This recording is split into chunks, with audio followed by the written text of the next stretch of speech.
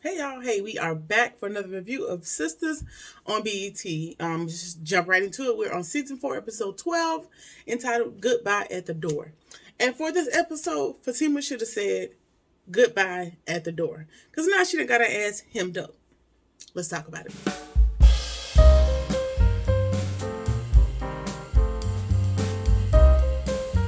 Alright, so starting at the beginning, Gary, just to wrap up the last mid-season finale, Gary is still begging for Andy to come back, act like he's not bothered by Paris being there. Sabrina still lost his hell and confused. Maurice let Q stay tonight. He just can't break the hold that this young buck has on him. Fatima runs up on Gary and Hayden and realizes that they are possibly in cahoots. All right, so we pick up where Fatima was confronting Gary and Hayden and asking Gary, are you in on this with Gary? Are you asking Gary, is he in on this with Hayden? Like, what's going on? Just something about this, something in the milk and clean. Y'all buddies? Like, when that happened? So she started breaking shit before they could even answer, she started breaking shit with the baseball bat. She is just done because she's there operating off the assumption that Hayden is a part of the reason why Zach ended up in jail again. Luckily for Hayden, he didn't have anything to do with it this time. However, you have a history of fucking with this man, so now you just sitting here with your stuff all tore up. Cause you ain't no one to leave well enough alone. Even though he had nothing to do with it. So Hayden tells her, I had nothing to do with that. But I finna call the cops if you don't leave. And she's like, okay. And I'm gonna keep telling you shit, pretty much. And so Gary says that, Gary says that Hayden handled some cases for them and they just stayed friends. Now we know Gary lying, but in this instance, we'll just play along. Maybe they started out working together on the case or something. I don't know. We haven't figured that out yet. But Fatima don't want to hear it. It don't even matter at this point because now your shit is tore up by way of this back. So she knows Andy doesn't know about it, so she's gonna let her girl know. So she's breaking more shit, and she picks up this man's dad's ashes, and Hayden's like, "No, please, don't mess with that. That's my dad's ashes." And she still tore it up. She still tore that man ashes and basically told him, be grateful they're not your ashes. And I was like, okay, Fatima, you crossed the line. You did too much. You giving the girl that's in the media right now for throwing that man's mama's ashes across the bridge. Like, okay, his dad ain't had nothing to do with that. You did not have to break that man's ashes. But yeah. So Hayden calls the cops, and while they're on the way there, Zach calls her and tells her, I was in jail. Hayden had nothing to do with it, but I explained to you a little bit later. So she gets off the phone. She looking like, oh, my bad, dog. I was wrong this time, so, chalk it up to the game and I'm finna go. And so Hayden's like, no, ma'am, you done tore up my whole house. What you mean? And she was like, well, save it for next time. You're going to mess with me again. You're going to stalk me again or whatever. So just chalk it up to the next time you do something to me. And that is not how that works, Fatima. You don't proactively tell these people shit and anticipating him doing something to you. But let's just go with it. So she walks out, and Gary's trying to call Eddie to confess or to give her I think he's trying to get ahead of Fatima giving her the information first. So if she hears it from him first, it'll probably be a little bit better able to she can accept it a little more if he confesses and tells the information. Mind you, he's forced into telling her now because Fatima has outed them as friends. So how much honest could it be? Anyway, he calls her and tells her tells her she needs to check on Fatima because Fatima done went batshit crazy and the block is hot, pretty much. So he had to come out and admit it. And then that was it. And then Gary asked to come. Gary asked Andy, like, hey, while I have you on the phone, can I come back to your house later? She was like, no, I have drinks planned with Paris. We talked about that, and no. And so she says, and as soon as she hangs up with Gary, she's like, this ain't gonna work. And maybe that's the final nail in the coffin. Doubt it, because it's Andy. But she realizes, like, this is not gonna work. You're friends with Hayden, like there's probably cameras and stuff in my house. It's too much going on. This ain't gonna shake out how it's supposed to. And so Andy calls Fatima, and Fatima she's still standing outside of Hayden's house, which, if you're going to do all that, girl, get away from the scene of the crime. Why is you still out there talking on the phone? The block is hot and the cops have been called. You need to get on through and go about your business, but all right, girl, we'll go with it. So she got to get out of Dodge before the cops get there, but I'm going to let you know what's going on later. We'll talk about it. All right. So at the club, Sabrina's just dancing the night away, child, with the restaurant owner. I forgot his name, but they are slow dancing while everybody else is booty popping. The whole romantic comedy type scene where the room stops and y'all the only two people that's there, and she's just, child, she is on cloud nine. Again, just as loopsy and lost as ever. She's trying to leave for work tomorrow, but she's so drunk, she's stumbling, and then he takes the opportunity to kiss her, tells her, you drunk as hell, you're not driving, so do you want to go my place or your place? And she is just conflicted between wanting to go home or wanting him to take her home or whatever it is she feels like doing at the end of that night. She claims that this is the best date she's ever been on in her life. Dinner and dancing that's the best day she's ever been on her entire life, and she's just, I'm sure she's now over the moon about him, while still being worried about Mr. Pantyman. I forgot his name for now, but it's Sabrina, who knows? Tomorrow she might not like him. It just, you know how that goes. All right. So we're at Zach's house. Fatima shows up, and he shows her paperwork about the paternity claims.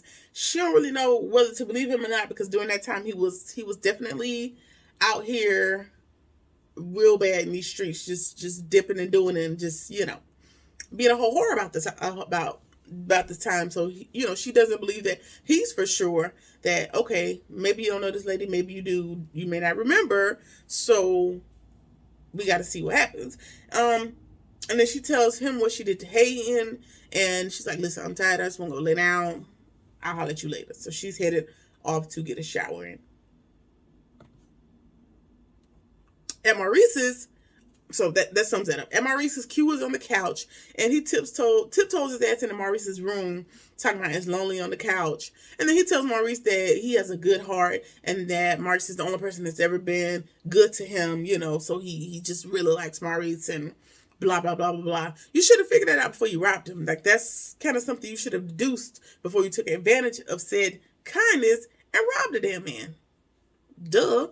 Anyway, and he don't like being lonely, and Maurice, he's struggling, but he keeps his foot down. He's like, no, back to the couch, and then tomorrow you got to find you someplace else to be, because this ain't gonna work. The temptation is too high, and I ain't gonna be able to do it. So that's the plan for tomorrow. So we'll see. All right, so we're at Karen's shop. Her and Pam are there, and she's like, Pam, why you here? You ain't never early. Something's up.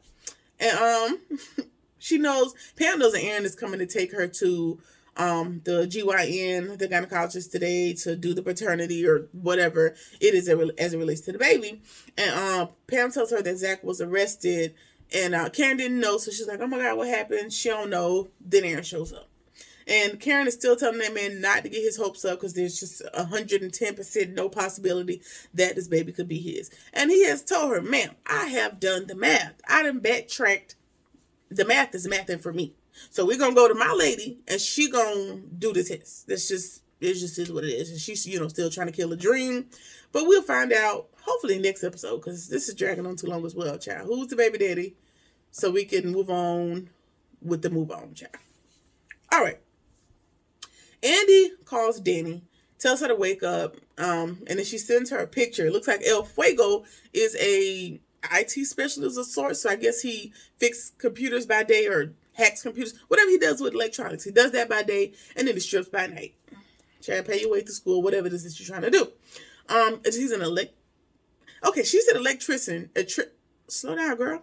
She said electrician, but he graduated from their same school with a degree in computer science. So maybe electrician may not have been the correct term to go with the degree in computer science. Maybe I misheard. I may have blinked too many times. I don't know. So we're just going to say, he's a computer scientist. Sure.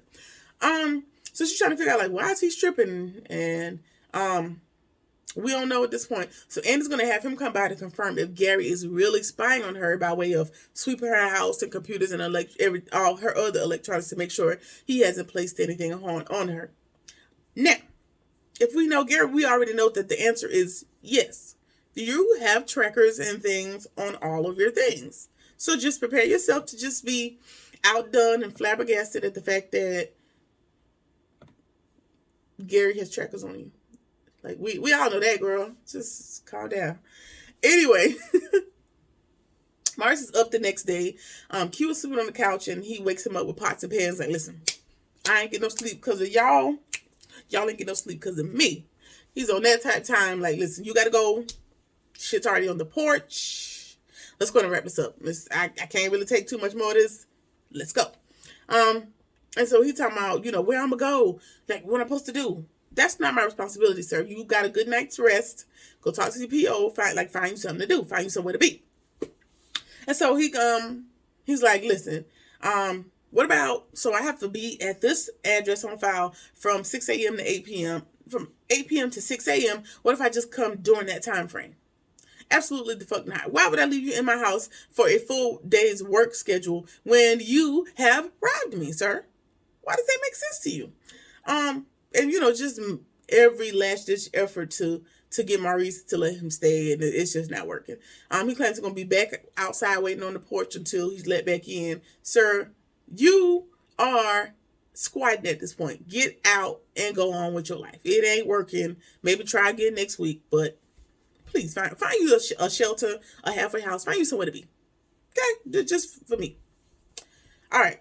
So and then Maurice goes to say, Calvin, he tiptoed into my room last night. Did he come in your room? They try to be messy. And Calvin's like, boy, please, get out my face. I need to find another place to stay because you're just getting on my nerves. Yes, you do. Because you said you're going to be there for a few months, and it's been a while. I don't know if it's been a few months in TV land, but it's time to find your way, bro. It's time to use your dad's life insurance and just find your little apartment somewhere. All right. So Sabrina is at Danny's house. She came to tell her about her date because she just couldn't wait till later to tell her. And Danny asked her, like, what about Calvin? She claims as if she don't know, she don't care. All right, Sabrina, whatever you say, girl.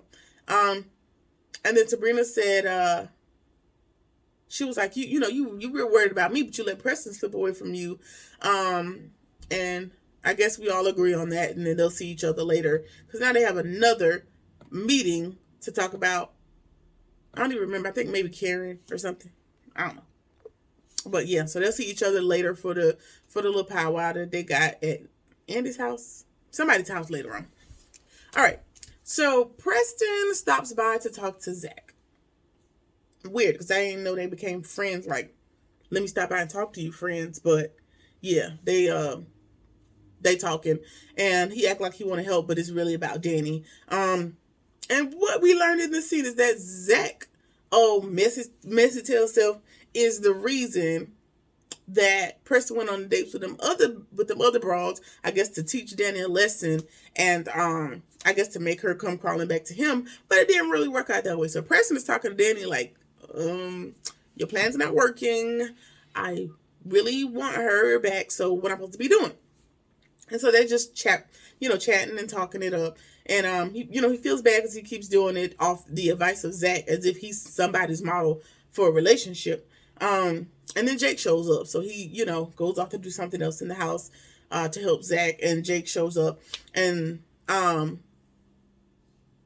now Jake wants to hang out with Zach. Him and his girlfriend should hang out with Zach and Fatima because they're just a shining example of good communication. And I don't know why you are trying to be my friend so hard as a financial advisor. This is what I be thinking about with Zach.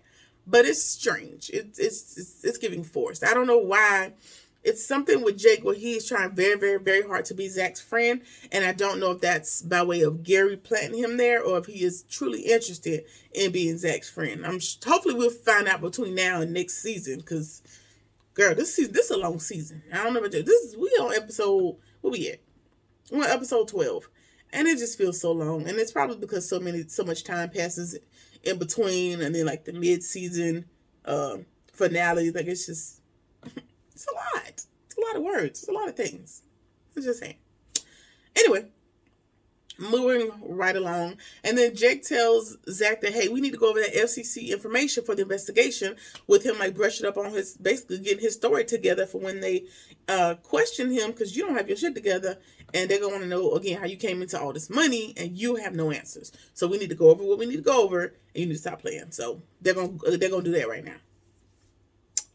All right, Fatima shows up to the office, and Hayden is trailing right behind her with his little smug face. Claims that she did him a favor last night. He got it all on video, and she going to jail. And so Fatima's like, okay, I know how you operate, Hayden. If I don't do what? And he's like, no, ain't no if. You're going to jail. You're going to jail. So I brought these officers with me, and yeah, I'm pressing charges. He pressing charges. He's getting a restraining order, and he's getting her fired. That's his line. That's his only goal for today. And we're gonna start by getting her up out of there by way of them cops arresting her, dragging her up out of there. So he's pimping the legal system out to exact his revenge on Fatima, because she don't want to be with him, basically. And I can see that for Hayden. I can see that as something he would do. So now Fatima got to figure out a way to get up out of this this little situation she's gonna have with Hayden. He's trying to teach her some sort of lesson, and she's like, "Oh, so these cops are here for me? All right, cool." She gives her purse to one of them, turns and puts her hands behind her back to the other. She's like, "All right, let's go. We don't need to keep talking about it. Wrap this shit up. So if you're gonna do what you got to do, let me go ahead and go. Let me go ahead and head out." So I'm sure Fatima's gonna figure out a way, and I think she's got the best in the business in Andy, because I don't know much about Andy's like lawyering skills, because we don't really get to see much of it. We just get to see, her love life, which struggles. So yeah, that sums that up. So we'll, to be developed. We'll see what happens with the whole saga with Hayden and the legal battle that's going to ensue between him and Fatima. So that is it for Sisters Season 4, Episode 12. Let me know what you think about the episode. Like, comment, share, subscribe, whatever it is that you feel like doing. And I'll see you on the next one. Peace.